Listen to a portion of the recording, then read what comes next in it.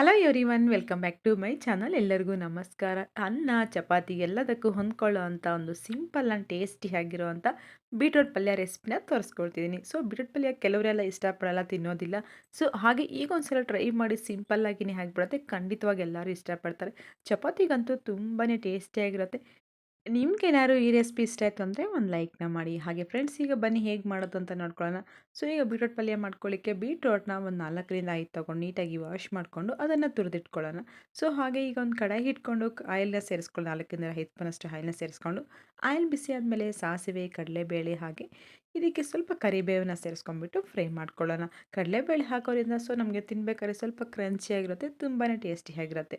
So ಇದಕ್ಕೆ ಒಂದು 2 ಈರುಳ್ಳಿನ ಸಣ್ಣಕ್ಕೆ ಕಟ್ ಮಾಡಿಕೊಂಡು ಸೇರಿಸ್ಕೊಳ್ಳೋಣ. ಹಾಗೆ ಖಾರಕ್ಕೆ ತಕ್ಕಂತೆ ಹಸಿಮೆಣಸಿನ್ಕಾಯಿ ಹಾಕ್ಕೊಂಬಿಟ್ಟು ಈರುಳ್ಳಿ ಸ್ವಲ್ಪ ಲೈಟ್ ಕಲರ್ ಬರೋವರೆಗೂ ಫ್ರೈ ಮಾಡ್ಕೊಳ್ಳೋಣ. ಸೊ ಈಗ ಫ್ರೈ ಆದಮೇಲೆ ಇದಕ್ಕೆ ರುಚಿಗೆ ತಕ್ಕಷ್ಟು ಉಪ್ಪನ್ನ ಹಾಕ್ಕೊಂಬಿಟ್ಟು ಫ್ರೈ ಮಾಡಿಕೊಂಡು, ನಾವು ಮೊದಲೇ ತುರಿದಿಟ್ಟಂಥ ಬೀಟ್ರೋಟು ತುರಿದಿಟ್ಕೊಂಡಿದ್ದೀವಲ್ಲ ಆ ಬೀಟ್ರೋಟ್ನ ಸೇರಿಸ್ಕೊಂಡು ಚೆನ್ನಾಗಿ ಫ್ರೈ ಮಾಡ್ಕೊಳ್ಳೋಣ. ಸೊ ಈ ಥರ ಬೀಟ್ರೋಟ್ ಪಲ್ಯ ಮಾಡಿದ್ರೆ ಚಪಾತಿ ಜೊತೆಗೆ ಸೈಡ್ ಡಿಶ್ ಆಗಿರುತ್ತೆ. ಹಾಗೆ ಒಂದೊಂದು ಸಲ ಅನ್ನ ರಸಮು ಮಾಡ್ತೀವಲ್ಲ, ಅಂಥ ಟೈಮಲ್ಲಿ ಇದನ್ನು ಥರ ಈ ಸೈಡ್ ಡಿಶ್ ಆಗಿನೂ ಮಾಡ್ಕೋಬೋದು. ಸೊ ಇದನ್ನು ಬೇಕಾದ್ರೆ 2 ರೀತಿ ಮಾಡ್ತಾರೆ. ಒಂದು ಕಟ್ ಮಾಡಿಬಿಟ್ಟು ಬೇಯಿಸ್ಕೊಂಡು ಮಾಡ್ಬೋದು. ಈ ಥರ ತುರಿದ್ಬಿಟ್ಟು ಮಾಡೋದ್ರಿಂದ ಅದರಲ್ಲಿರುವಂಥ ವ್ಯಾಲ್ಯೂಸು ಎಲ್ಲೂ ಹೋಗೋದಿಲ್ಲ. ಹಾಗೆ ನಮ್ಗೆ ಈ ಥರ ತುರಿದ್ಬಿಟ್ಟು ಪಲ್ಯ ಸೇರಿಸೋದ್ರಿಂದ ಒಳ್ಳೆ ಹೈ ಪ್ರೋಟೀನ್ ಸಿಗುತ್ತೆ. ನಮ್ಮ ಬೀಟ್ರೋಟು ನಾವು ರೆಗ್ಯುಲರಾಗಿ ತರೋದ್ರಿಂದ ನಮ್ಮ ಸ್ಕಿನ್ ಟೋನು ಚೆನ್ನಾಗಿರುತ್ತೆ. ಹಾಗೆ ಬ್ಲಡ್ ಇಂಪ್ರೂವ್ಮೇಷನ್ಗೆ ತುಂಬಾ ಹೆಲ್ಪ್ಫುಲ್ ಆಗುತ್ತೆ. ಬ್ಲಡ್ ಏನಾದ್ರು ಕೆಲವೊಂದಿಗೆಲ್ಲ ಬ್ಲಡ್ ಹಿಮೋಗ್ಲೋಬಿನ್ ಕಮ್ಮಿ ಇರೋ ಟೈಮಲ್ಲಿ ಈ ಥರ ಬೀಟ್ರೋಟ್ ಪಲ್ಯನ ವೀಕ್ಲಿ 2 ಟೈಮ್ಸ್ ಆದ್ರೂ ಮಾಡ್ಕೊತಿದ್ರೆ ಒಳ್ಳೆ ಬ್ಲಡ್ ಇಂಪ್ರೂವ್ಮೇಷನ್ ಆಗುತ್ತೆ. ಈಗ ತುರಿದಿಟ್ಟಂಥ ಬೀಟ್ರೋಟ್ನ ಸೇರಿಸ್ಕೊಂಡು ಚೆನ್ನಾಗಿ ಮಿಕ್ಸ್ ಮಾಡ್ಕೊತೀವಲ್ಲ, ಲೀಡ್ನ ಕ್ಲೋಸ್ ಮಾಡಿಬಿಟ್ಟು ಲೋ ಫ್ಲೇಮಲ್ಲಿ ಒಂದು 5 ಮಿನಿಟ್ಸ್ ಕುಕ್ ಮಾಡಿಕೊಂಡ್ರೆ ಆಲ್ಮೋಸ್ಟ್ ಬೀಟ್ರೂಟ್ ಒಂದು 50% ಅಷ್ಟು ಕುಕ್ ಆಗಿರುತ್ತೆ. ಅದರಲ್ಲಿರೋ ನೀರಿನ ಅಂಶ ಹಾಗೆ ನಾವು ಆ ಸ್ಟೀಮ್ಗೆ ಚೆನ್ನಾಗಿ ಕುಕ್ ಆಗಿಬಿಡುತ್ತೆ. ಈಗ ಇದಕ್ಕೆ ಸ್ವಲ್ಪ ಜಸ್ಟ್ ಒಂದು 1/4 ಕಪ್ ಅಷ್ಟು ವಾಟರ್ನ ಸೇರಿಸ್ಕೊಂಡ್ಬಿಟ್ಟು ಮತ್ತೊಮ್ಮೆ ಮಿಕ್ಸ್ ಮಾಡಿಕೊಂಡು ಮತ್ತೆ ಒಂದು 5 ಮಿನಿಟ್ಸ್ ಲೋ ಫ್ಲೇಮಲ್ಲೇ ಫ್ರೈ ಮಾಡ್ಕೋಬೇಕು. ಕೊನೆಯದಾಗಿ ಒಂದು ಅರ್ಧ ಸ್ಪೂನಷ್ಟು ಇದಕ್ಕೆ ಧನಿಯಾ ಪುಡಿನ ಸೇರಿಸಿದ್ರೆ, ಧನಿಯಾ ಪುಡಿ ಅನ್ನೋದು ಕಂಪ್ಲೀಟಾಗಿ ನಮ್ಮ ಆಪ್ಷನ್ ಆಗಿರುತ್ತೆ. ಬೇಕಿದ್ರೆ ಹಾಕ್ಬೋದು, ಇಲ್ಲಾಂದರೆ ಸ್ಕಿಪ್ ಮಾಡ್ಕೋಬೋದು.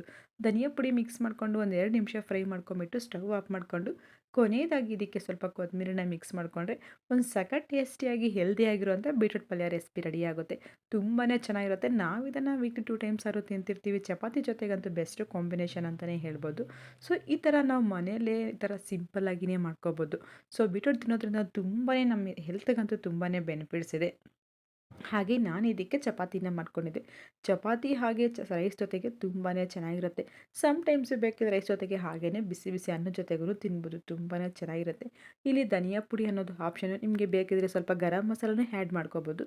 ಗರಂ ಮಸಾಲ ಹಾಕೋದ್ರಿಂದ ಒಳ್ಳೆ ಫ್ಲೇವರ್ನ ಸಿಗುತ್ತೆ. ಸೊ ನಿಮ್ಗಿನ್ನೂ ಸ್ವಲ್ಪ ಸ್ಪೈಸಿಯಾಗಿರುತ್ತೆ.